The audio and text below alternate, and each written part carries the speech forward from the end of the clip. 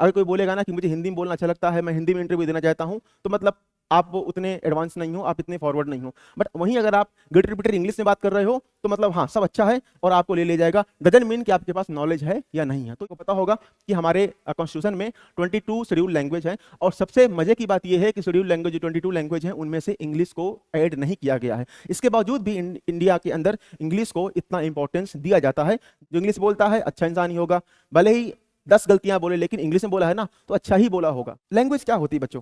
Language होती है way of communication.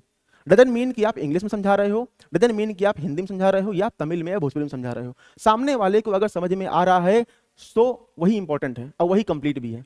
English बोल करके मान लेता हूं कि मैं इंग्लिश में बोलना यहाँ पे शुरू कर दूं और सामने यहाँ पे बैठा हो बच्चा तमिल का, तो बोलेगा यन ना पोड़ा, समझ भी नहीं आ रहा है, वो ना वो मैं समझा पा रहा हूँ ना मैं उसको समझा पा रहा हूँ, ना हम दोनों का कम्युनिकेशन गैप हो जाएगा। तो अगर ऐसा हो रहा है, वो यन्ना पोड़ा बोल रहा है, मैं व्हाट्सअप बोल रहा हूँ, तो कम्युनिकेशन गैप हो जाएगा। या यहाँ पर मैं ऐसे, अब समझिए, आपने देखा होगा आज के टाइम पे बस ऐसी चीजें हो रही हैं कि आप लोकल लैंग्वेज में बात करते हो, लोगों को समझ में आता है, कॉन्सेप्ट समझ में आता है। तो मेन हमारा यहाँ फोकस क्या है कि हमें कॉन्सेप्ट को समझाना है, बच्चों को कॉन्सेप्ट में समझना आना चाहिए। डजंट मीन कि आप इंग्लिश में समझा रहे हो या हिंदी में समझा रहे हो, जिस भाषा में सामने वाला कंफर्टेबल है आप उस भाषा में समझाना आपको आना चाहिए और ये सबसे इंपॉर्टेंट भी है। तो